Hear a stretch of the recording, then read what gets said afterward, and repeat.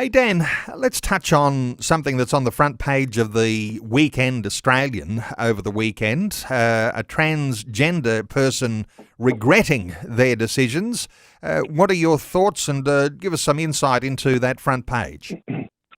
Well, I think you were probably like me and picked up the Weekend Australian, as people do, and people across the country have picked this up, and to read about Ollie Davies, a 26-year-old Melbourne man who, when he was very depressed, went and, thought, well, perhaps he could be a woman. This might be his answer. He went and spoke to some psychiatrist who gave him 45 minutes and said, yes, this person definitely, qualifies. We've got to affirm their view, and the criteria is fulfilled. And the psychiatrist said, yep, gender dysphoria.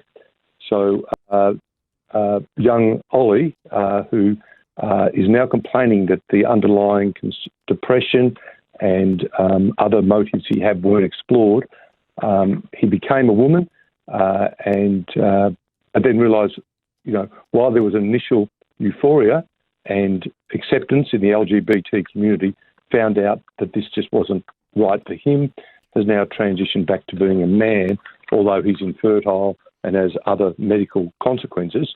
And he's basically setting up a flare. This guy is not a Christian, but saying, look, there are going to be thousands of people who regret this gender transition. He's being incredibly brave. He's saying, look, basically he transitioned because of the culture.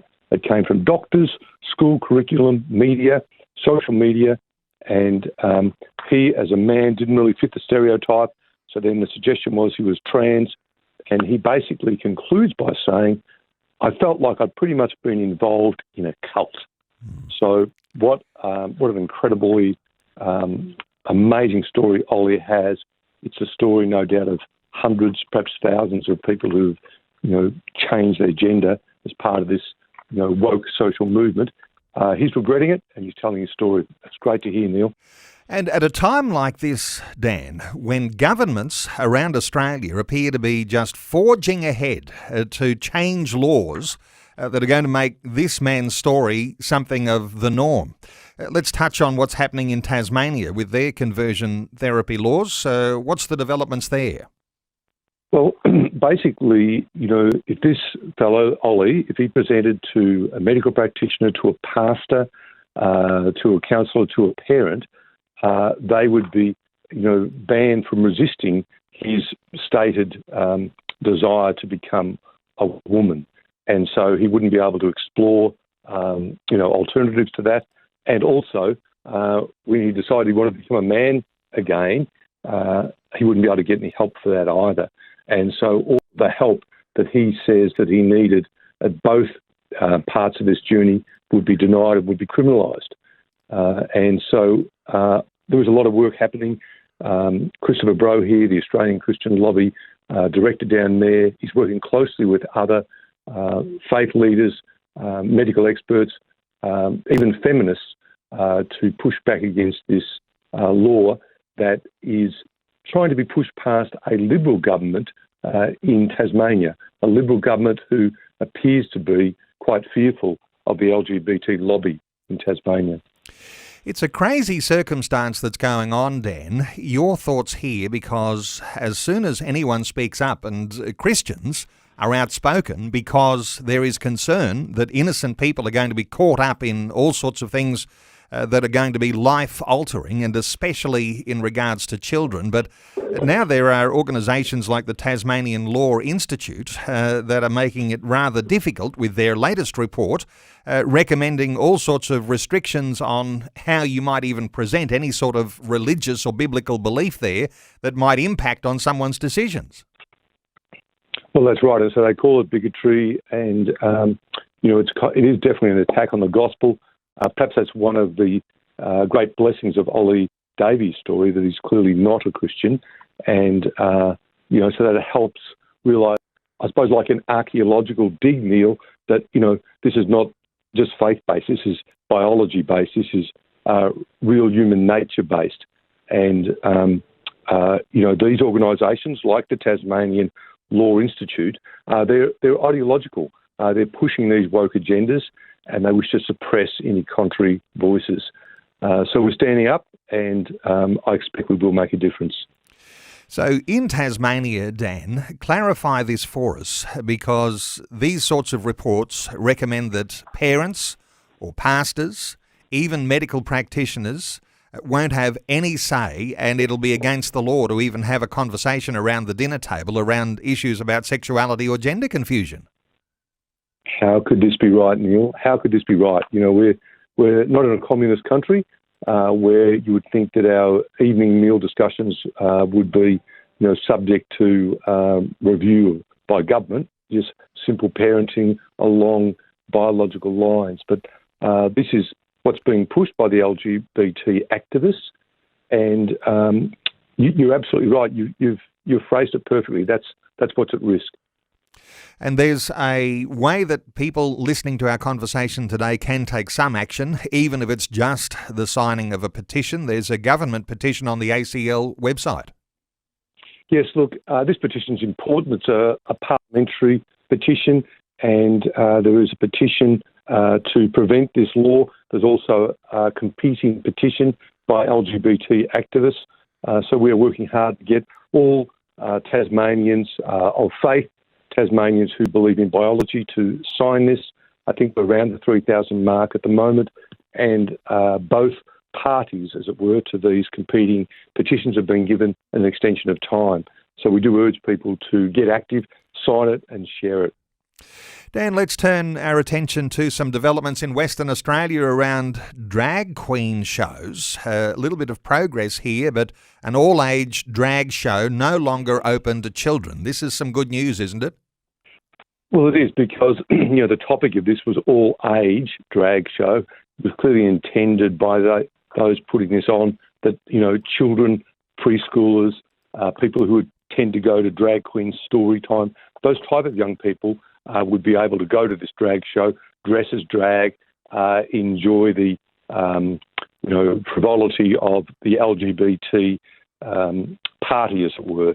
But thanks to the astuteness of Peter Abetz, our Western Australian director, and those who work with him, they wrote directly to the mayor and councillors of the city of Fremantle and pushed that petition and correspondence very hard. So the city of Fremantle has now relented in that they have said, OK, under 13 people will not be allowed to attend, full stop. Anybody under 18 will need the permission of their parent or guardian.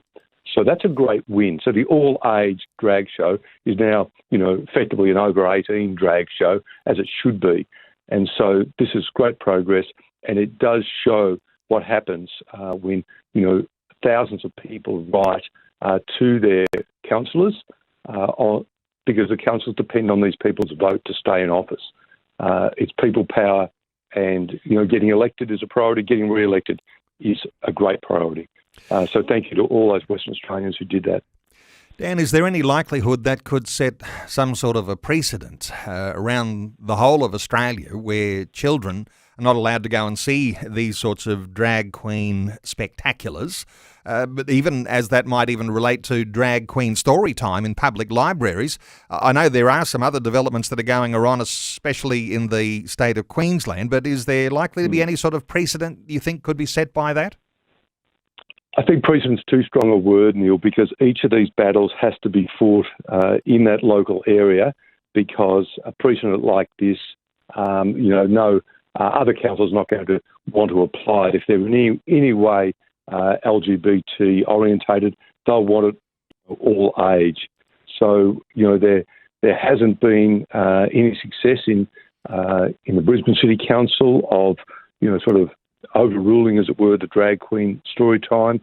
And the latest we're hearing from Brisbane is that a senior councillor there wants to ban people from objecting to drag queen story time. So the idea of objecting, making the objection, that's what will be banned. So it's a fraught battle. The win in WA will not be a precedent. These battles will have to be fought again and again. It almost seems really quite strange that anyone could call for a ban on objections in a nation where we have prided ourselves on a level of free speech and being able to speak up and complain if there's something that we don't like. As people complained about all the good things, now you're trying to ban the people from complaining about bad things.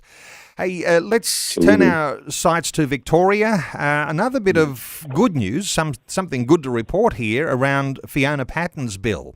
It failed in the Victorian Parliament.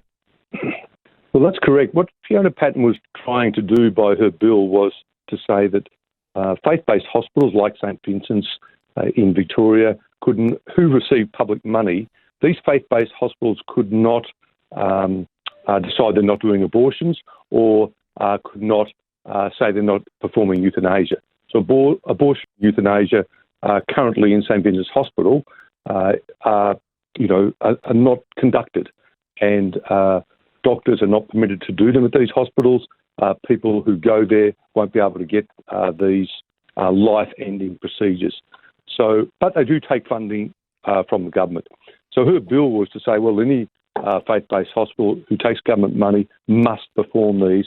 So the conscientious objection of the hospital must be overruled. That bill failed. The reason that the bill failed was because the Daniel Andrews government voted against it, along with the Liberal Party, who you would expect to. So there was effectively the Greens and some very sort of left-wing crossbenchers, so 7 people against 28 in the upper house when it came on for a vote last week. What that means, Neil, is that there's an election coming in Victoria. The Labor Party, while they probably agree with Fiona Patten's bill, know that to do this would be to absolutely poke the Christian constituency in the eye. It would be to anger the Catholic Church and Catholic congregation members to basically say that their faith-based hospitals, the Mercy Maternity Hospital, St Vincent's, have to perform these horrible operations. And so if this happened in the first year of the term of government, we might have a different outcome. But, 3 months out from an election, the Labor government's not going to pick that fight.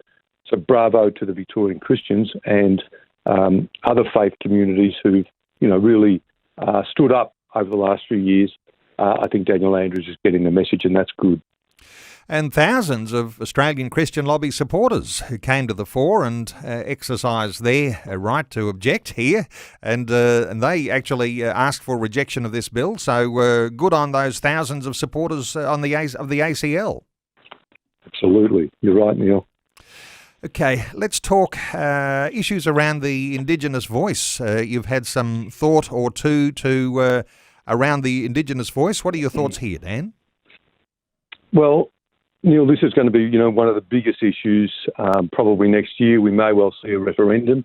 We're told there will be a referendum as to whether to entrench an Indigenous voice in the Constitution. We don't know a lot about the provisions. I think you could broadly summarise it as to say that the Prime Minister is saying, well, we'll set up an Indigenous voice. We can make laws about how it's constituted, and it will give advice to the executive branch of government. So it's about that vague. I think there's cause for some real reservation here because, Neil, we already have a Minister for Indigenous Australians in Cabinet. We have a Department of Indigenous Affairs, so an entire department spread across the country of people who are acting for Indigenous people. All stakeholders get input into laws made in Australia, obviously including Indigenous stakeholders, and there are countless Indigenous bodies that are funded by the government. So, and also there are, I think, some 11 MPs in the federal government. 5% of our MPs identify as Indigenous. So, I think the Indigenous people are very well represented. And, no complaint about any of that. I suppose the concern is, well, if you amend the Constitution to say, well, there will be an Indigenous executive government, we don't know what that means because the wording is so wide. B, they may be able to go directly to the public service and bypass, parliamentary parliamentary scrutiny, rather, Neil. This is concerning because, there's a sense in which the Indigenous people are well represented into government. Why have this extra body? And it probably makes us a little wary that, race is being used here to divide the Australian community, which is something entirely unnecessary. And I think there's another question too, Neil, about, well, what is an Indigenous voice? We see Jacinta Price, who's Indigenous. She opposes the voice. She's a Conservative. We see Lydia Thorpe.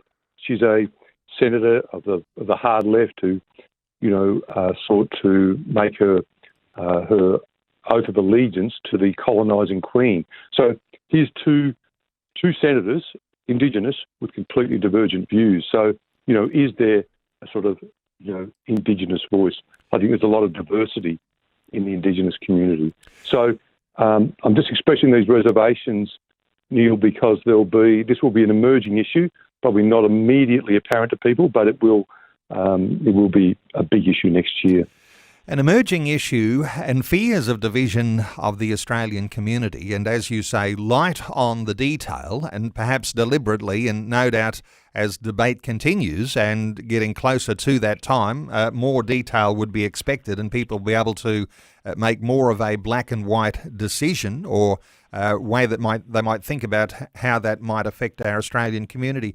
Hey, Dan, let's talk about the truth of it live. Martin Iles, who's actually overseas at the present time, but getting ready for a huge opportunity in Sydney and in Canberra and in Melbourne.